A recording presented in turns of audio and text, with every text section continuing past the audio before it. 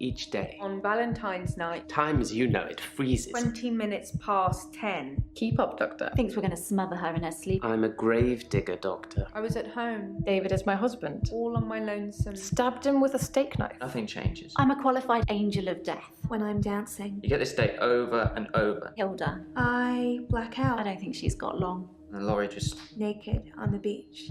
Hannah. Is that it for today?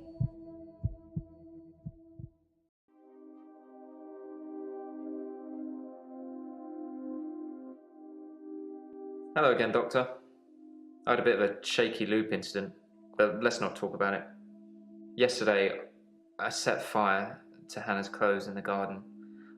I just wanted the day to move forward. I instantly regretted it. And lo and behold, here we are, a new day. Hannah's clothes are a pile of ashes. I've kept almost all of her stuff as she left it. It's just the clothes. I've decided to burn those yesterday, so here I am.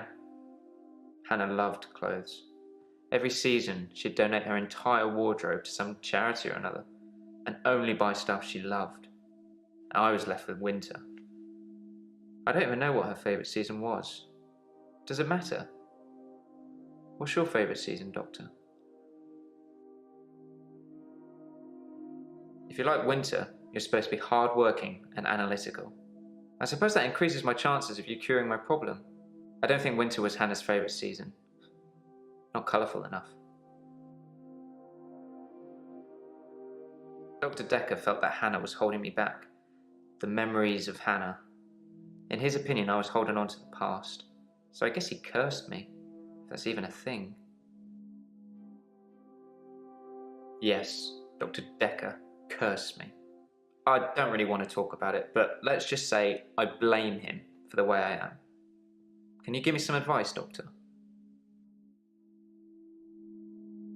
I've been trying to think how I can get past today. I've come up with a couple of choices. I could set fire to Hannah's photographs. I've got them in Dropbox anyway. But setting fire to the clothes did the trick. Or setting fire to a rocking chair. She sounds like an old lady, but she loved that rocking chair, which I've not sat in since. Which one do you think's best? Set fire to the rocking chair. I never like the way it moves forwards and backwards. Forwards and backwards. I was at Henley Church on Valentine's Day, visiting Hannah's grave. It was the anniversary of her death. Her parents wanted a huge funeral with all the trimmings. Hannah would never have come for it. It does give me somewhere to visit. I got to write the epitaph. I left Henley Church about 11 o'clock on Valentine's Day. I was talking to an archaeologist who said it uncovered some fossils resembling a strange cephalopod-like creature. Strange place to find an octopus, really. What? Do you think I've got something to do with Dr. Dekker's murder?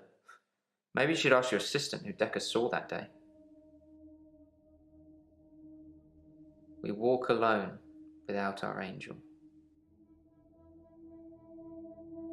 I'm not religious, but when I wrote Hannah's epitaph, I knew her parents would want some acknowledgement of the great bearded one. But she was an angel to me. She was an angel to everyone. I've been alone since Hannah. I can't imagine anyone ever replacing her. Not that I've looked. Do you think I should look for someone else? Thanks, Doctor. I appreciate that. I still don't think I'm ready to move forward in that respect. It was a missed call. It was Valentine's Day, so I wasn't in the mood for conversation. She's dead. Thanks for bringing that up. I like winter. Being snowed in with Hannah, just the two of us. It's paradise. She was interested. Maybe I misread. Maybe she was just being kind. I suppose most women wouldn't enjoy me talking about my dead ex for hours. It's a sea creature, like an octopus. I suppose they find dinosaur bones everywhere. Just because we're on land now doesn't mean millions of years ago this place wasn't at the bottom of an ocean. We went out for drinks. Didn't you know? He said it was a breach of something or the other, but I can be pretty persuasive when I want to be. Shh.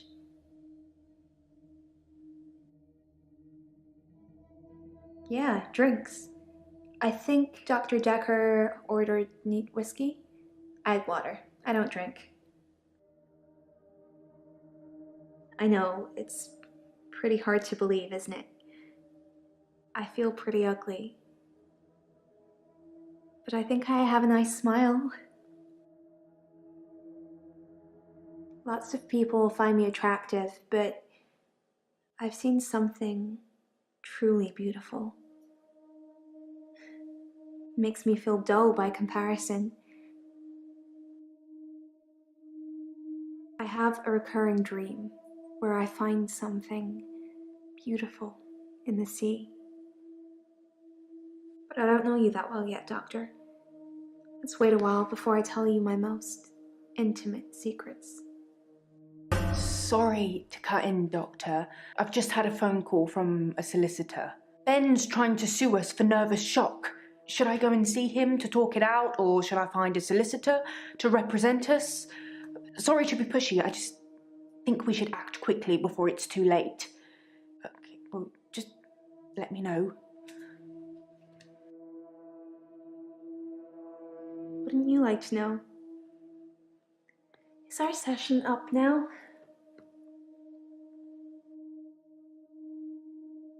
I guess it was a couple of days before Valentine's Day. It wasn't a date or anything. I noticed in our sessions that he'd been acting a little strange. He just didn't seem right. I wanted to find out what was wrong. I didn't do anything on Valentine's Day. I washed my hair and then I walked along the beach for the whole night. It's actually true. I saw one of your patients, actually. The nurse. She was on the pier with someone.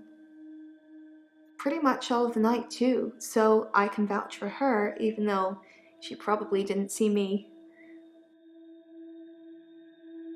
I haven't been back to the beach since our last session, and no blackouts. New doctor and new hope.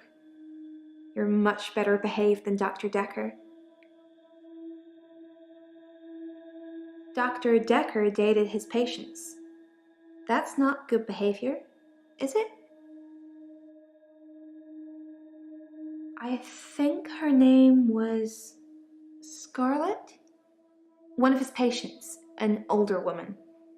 I guess that's how he liked them. I haven't been back to the beach since our last session. I've kind of missed it. You do something a lot, you're gonna miss it. I suspect I'll go back there soon, but it's helped with the blackouts. People are quick to put labels on everything. I suppose Dr. Dekker was more than just a therapist to me.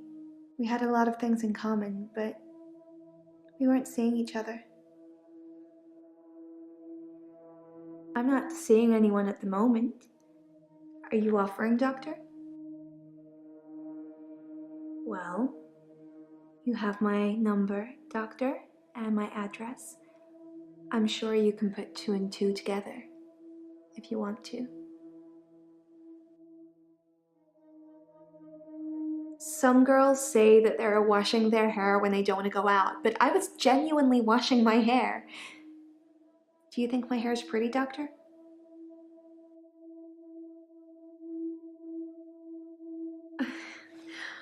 It's such a mess, but thank you. I'm insecure, Doctor. Isn't it obvious? I've danced around in my living room, but no clubs since last time. I like dancing around in my underwear. Sometimes less.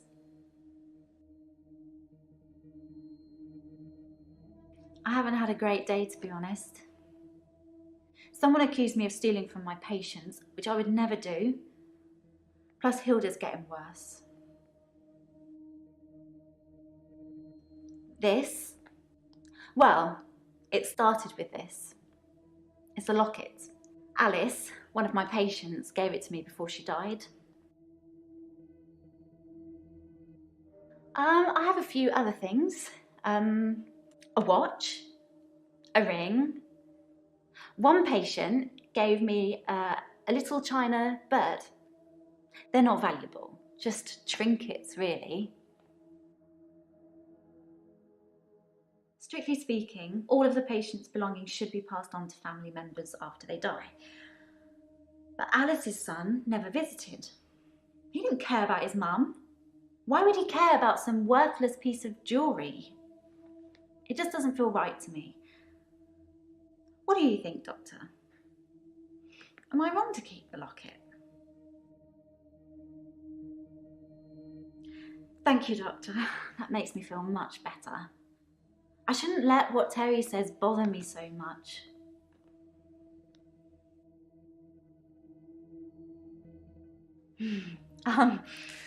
Actually, I had a hot date. It wasn't anything serious, just some guy I know. But it was a nice date, different to what I'm used to. It was very traditional, old-fashioned, you know? Dinner at a nice restaurant. Then we went for a little walk along the pier, held hands, had a bit of a kiss. Then he called a cab and I went home, alone. I think it was about 11 when I left Max. I'm sure you could check with the taxi company if you really wanted to, if you think I need an alibi. Yes, I had a session with Dr. Dekker on Valentine's Day. 3 o'clock, I think. Just a few hours later, I still can't get over it. Hilda's the one I mentioned in our last session. She's dying. I can tell. I need to see her before it's too late. Help her finish her unfinished business.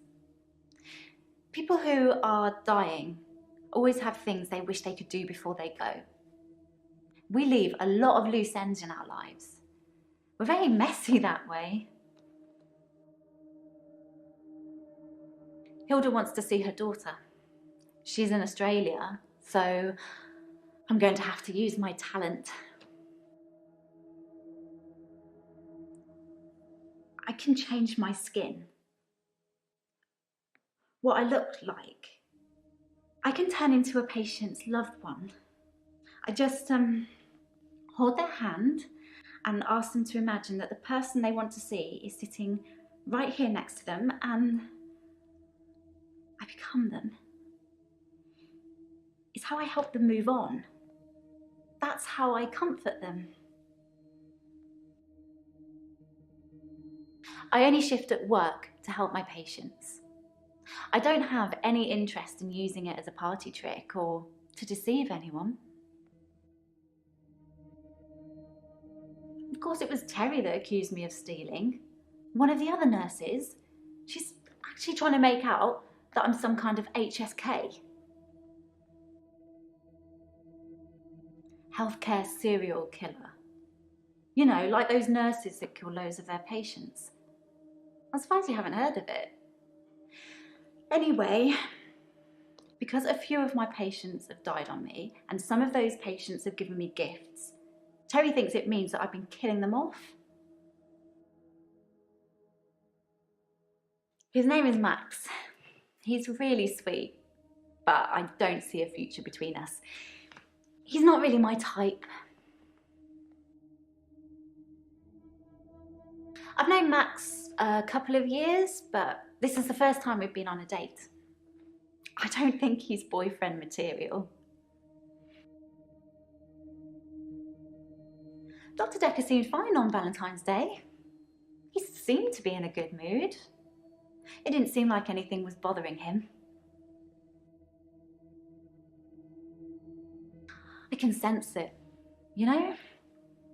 It's like when you're outside and there's a sudden change in the light or the air feels different and you know it's going to rain. It's like that. I always know when one of my patients is fading, even before the doctors know. Their energy changes. It sounds silly when I put it into words. I sound like my mum.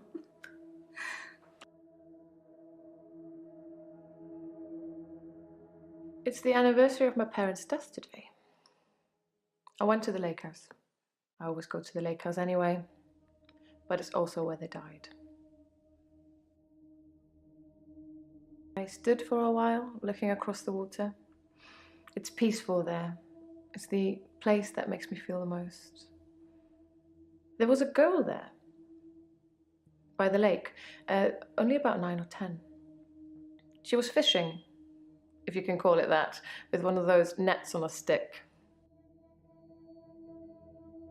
I don't know why I talked to her. She looked sad. I don't usually talk to children, but she seemed different, special. I'm allowed to talk to her, aren't I, Doctor? Good. It felt nice. I felt like I was being nice. I felt human. So I can find her and talk to her again, Doctor. Then I will. I'll look for her next time I'm there.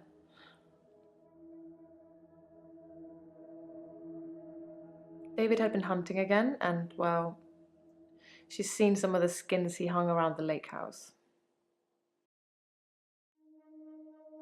David wasn't there.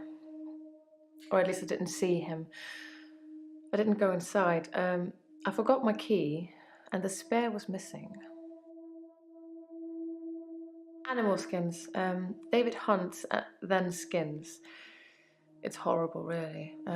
He's not really good at either job, so the skins still have great lumps of bloody carcass hanging off them. I'm sure he'll get better with practice. They died of carbon monoxide poisoning. I was staying at a friend's house. Otherwise, I would have died too. The day Dr. Dekker was killed, I had a session with him in the morning at my usual time, 11 o'clock. That was the last time I saw him. Dr. Dekker made me an offer that I couldn't refuse. I'll be taking it to the grave with me, though. As did he.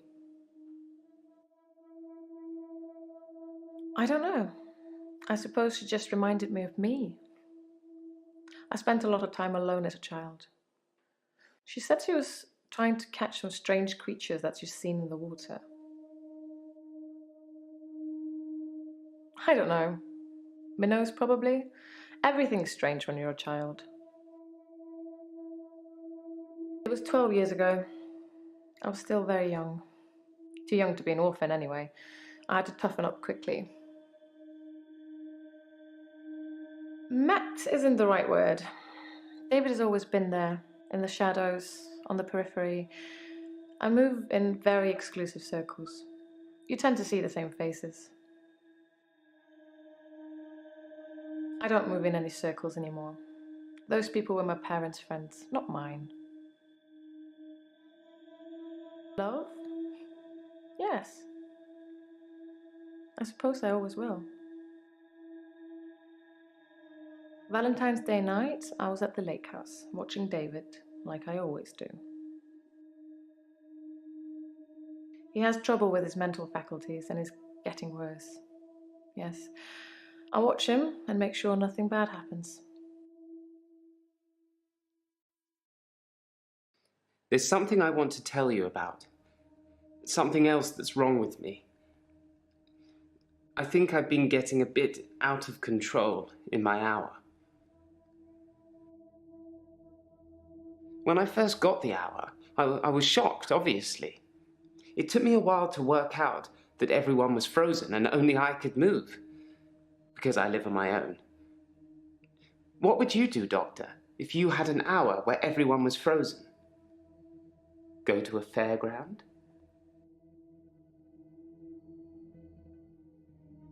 Ha! That was just an example, Doctor. I'm sure you can come up with more exciting things to do than that.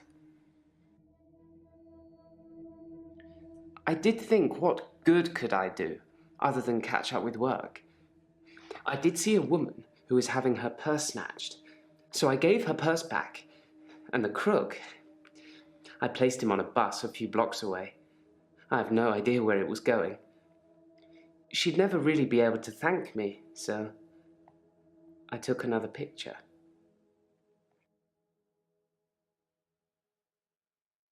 Yes, I would steal too, and I have stolen. I ran out of milk, so I thought I'd go to the local all-night shop and get some more.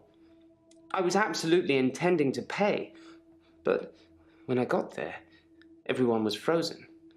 I thought about leaving money on the counter, but that seemed weird. The cashier would wake and suddenly this money would have appeared from nowhere. But I've stolen bigger things. Well, that makes me feel a little better. There's a young mother, divorced, who lives opposite me. Jessica. She's friendly and says hello to me, smiles.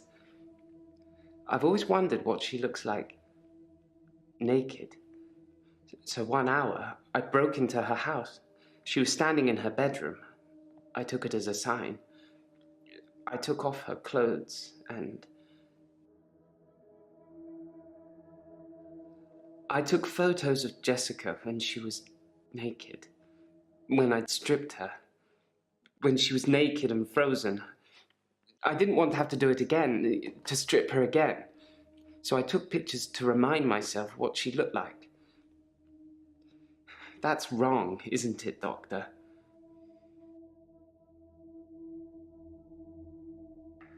I know. It's that bloody Dr. Dekker. He made me this way. It's all his fault. Like I said, I originally presented with depression, and everything was going well for a while. Then Dr. Dekker changed. He was easily distracted during the sessions, like he wasn't listening. I'm pretty sure he wasn't listening half the time. I don't think he wanted to know about his patients anymore. But when he did give you advice, he told me to use my imagination, to make something up, to think something crazy, and it would become real. He told me to think of a way to get more time. So I did. But he pushed me. He made me think it. I spent most of Valentine's Day at the art gallery, well, the evening part anyway. They had a display with the theme, Love Conquers All. I didn't get most of the paintings, but they were well done. I dug the grave for Dr. Dekker. I helped carry his coffin to the burial site. Do you know what? It didn't weigh enough to have a body in it. Why do you think that is?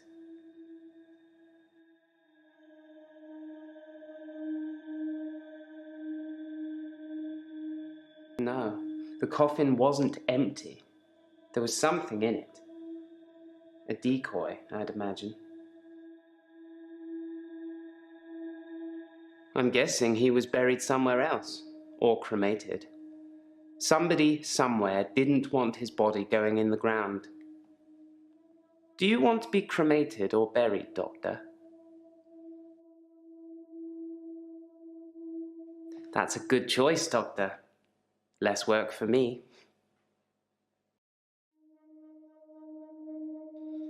Possibly a relative of yours. Possibly a patient that died here. I'm not sure. She doesn't normally say anything. Yes, I suppose I've destroyed a few things whilst in the hour. You can be the perfect supervillain. Nobody knows it was you. That wretched dig goes on 24/7. 25/7, if you ask me. Your patient, Nathan, caused quite a stir. He interrupted one of the female students all night, apparently. Made her miscategorize some findings, going on about his dead girlfriend. It's amazing what you hear at the coffee machine. And I suppose that's a bonus. We're allowed to use their coffee machine while they're there. Because you have to hope, don't you, Doctor? It's only the power of hindsight that made me realize how toxic it all was. And after a point, you go too far to be able to come back anyway.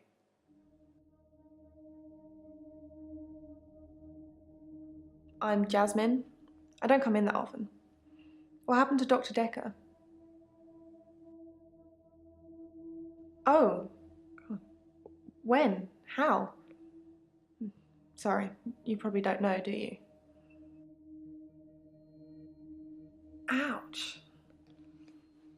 I didn't really know him that well. I'm trying to remember what I was doing on Valentine's Day now. We had a display in the gallery based on Love Conquers All, so I had to work. Mainly it was a collection of giant hearts sat on things, but I ran into another patient, Bryce. I'd never really spoken with him before, but he's quite an art critic. I couldn't get rid of him until I finished work at 11. There's actually another guy who takes over on the night shift. I'm not sure if he kept talking to Bryce though. Providence is open 24 hours. There's not much to tell. I knew he was a patient here. I'd seen him in the waiting room a couple of times. He likes art and talking and looking down here instead of up here. When you see a painting, it stands still. When I see one, it's moving, like a mini film, like little vines. But when there's a person in the painting,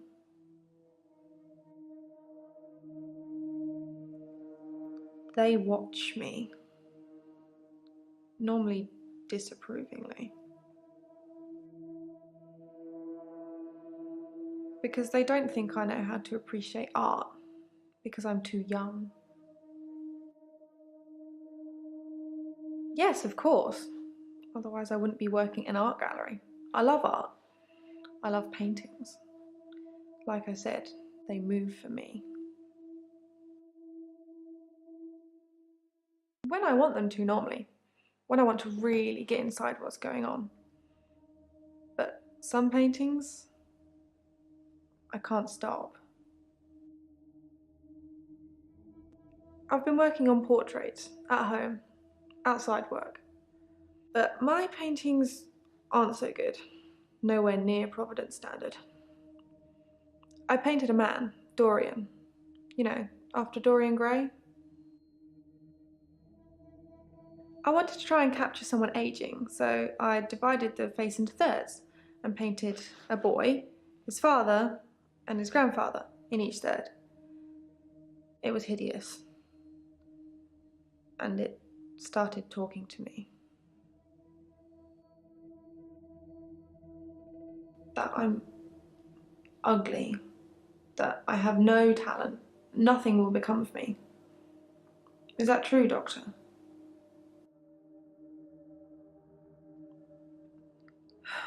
I hear it so many times from that wretched painting. It's in my head. But thank you. He was shy, and then less so. When I told him about my problem, he told me to set fire to it. Yeah, he could have been more specific. I tried to set fire to Providence.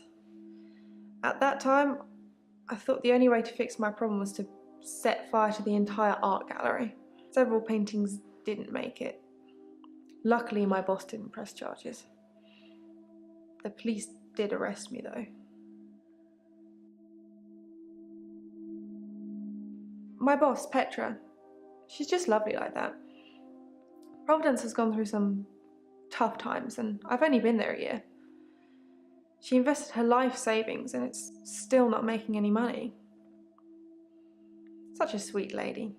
You'd do anything for her. Dr. Dekker told me to burn it. It was nothing to do with Petra.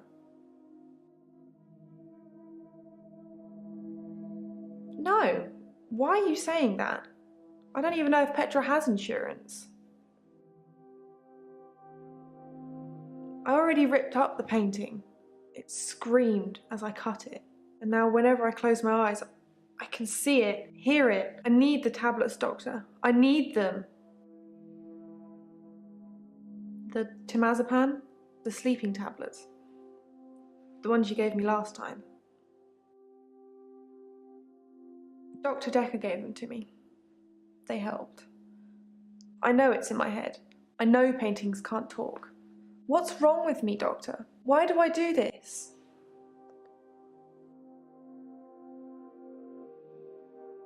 Thank you, Doctor. I'll think about that. And the prescription, please?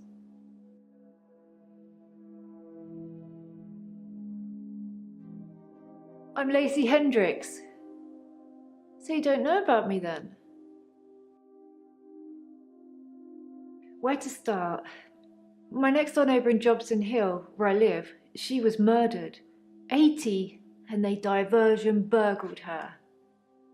But she was wise to it and started calling the police.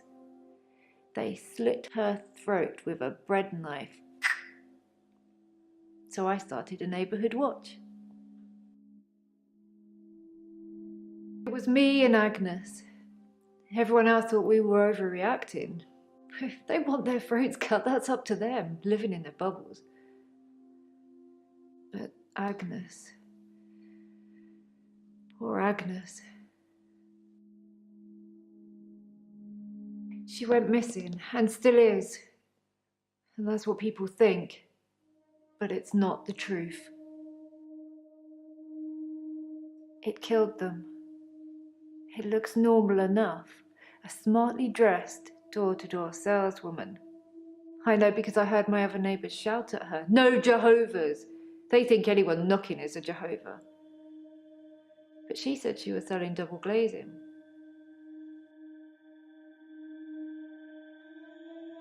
I don't know, I didn't answer the door. Best not to nowadays. But I watched her go to Agnes's. Poor Agnes. She let her right into her house. I could only see the silhouette. It turned from a person into it looked like, I guess you'd call it a Medusa, snakes for her face. And Agnes just fell to the floor. A few minutes later, the woman left, smiling like the cat that got the cream. That was the end of Agnes. I saw it with my own eyes. What more proof do I need? You're starting to sound like Dr. Dekker. He didn't believe me either. I didn't have much luck with him, like I said. He didn't believe me. He thought I was having a hallucination caused by the stress of my neighbour being so brutally murdered. Where is Agnes, though? They haven't found her, have they? Have they? They haven't found her because that thing ate her. Or made her disappear or something. Her useless husband managed to survive unscathed, though. Don't know much about him, other than the fact that he looks at me like I'm 6 foot under every time we meet. He doesn't seem too bothered she's gone missing either. He did at first, when the police were crawling around. But now they've gone, that's stopped. If If I hadn't seen that thing eat her, I'd...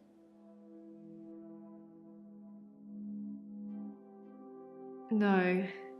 He's a weaselly little man who spends far too much time in his garden. It's probably like the National Trust back there.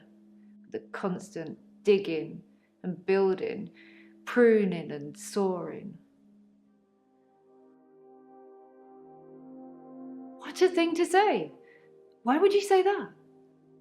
I kept watching the front door after that saleswoman had left and nothing. She didn't leave, and you can't get out the back since the council sold the garage block. Ron's a gardener, not a killer. Unless... Agnes said Ron was laying the foundations for a new greenhouse. You don't think... I need to call the police. I need to call them now. But they won't listen to me. I tried to tell them about the monster, but they didn't believe me. They won't believe me about this, I promise you. Please, could you call them, Doctor? Thank you, Doctor. Now give me a pen and I'll write down the details for you. Don't you want to know why Dr. Dekker called me the leech lady?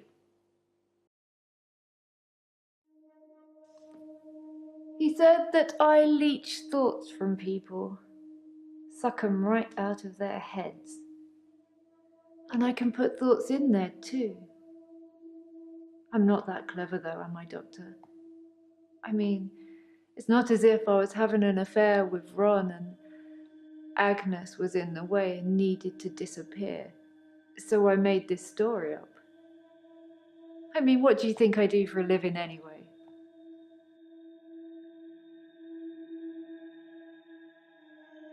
Doctor, you're so good. We're going to get on just fine. I was at Henley Church. They had a service that ran right up till midnight. For us less fortunates without a love in their life. Well, now. Do you have someone, Doctor? Do you have a love in your life? Garden club. You should come with me one night. It's a lovely way to meet new people.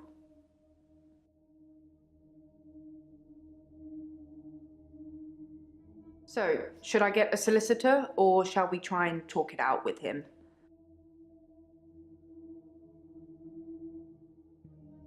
Good choice. I'll go and see Ben to see if I can get him to call off the dogs. I have no idea what's gotten into him. Perhaps it's his mum.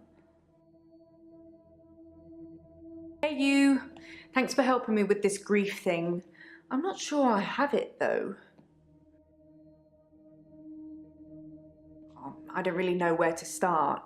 I feel a bit numb. Maybe we should just talk about him. It hadn't even been a year. He was a quiet, solitary man. A good listener, as I suppose you'd need to be. His confidence did grow as time wore on, but that's what you'd expect after you've fitted in. I mainly miss our chats. He used to work late with me and tell me things about the patients, things that I probably shouldn't have heard, but did. What do you think of the patients? Nah, perhaps you shouldn't say. You can ask me. Go on, I'll tell you what I think. We'd work late together on all sorts of things. He was preoccupied with finding patterns in patients, trying to find some kind of order. Mainly he was searching for a common experience the patients might have had. That's what led them to his office. He'd study everything, even the referral letters. Yes, letters, parking tickets, holiday destinations. You know, I find those referral letters... He was sure there was a pattern in them. Mariana is a special girl. You know, there's something about her that just makes you want to follow her. Maybe that's what a trendsetter looks like.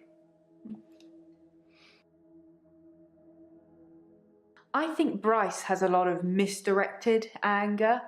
I don't think I like him that much. You know, sometimes when things overrun, he's outside waiting for you, and he stares at me as if he's undressing me with his eyes.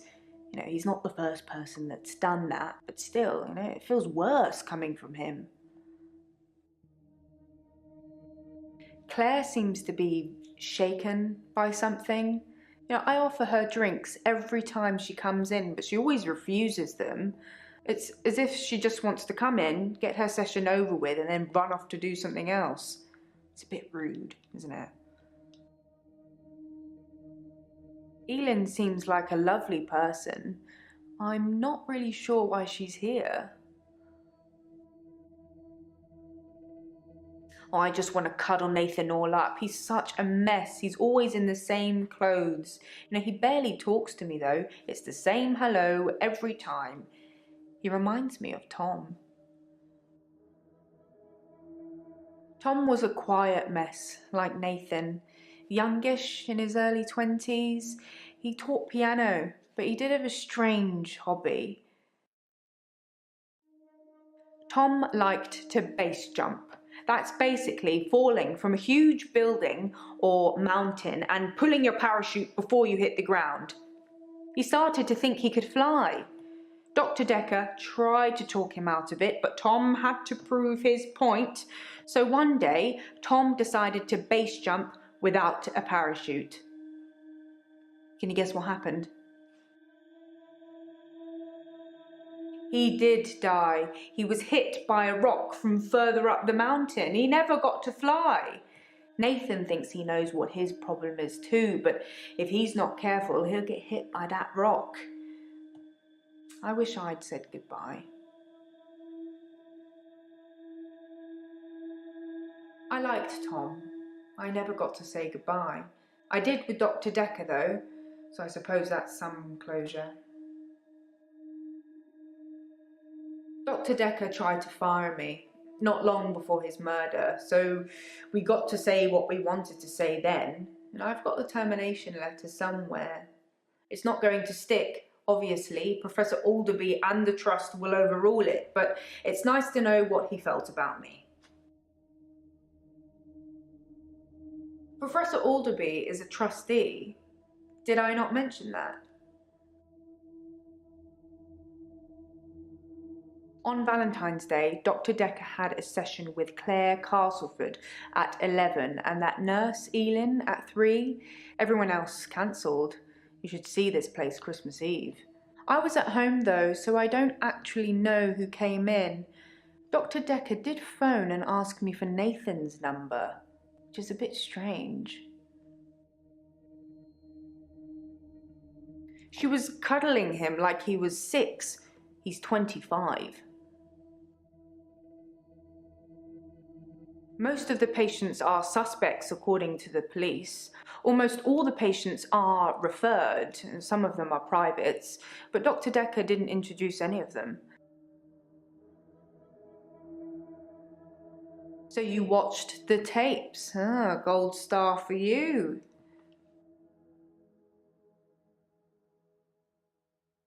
It smashed.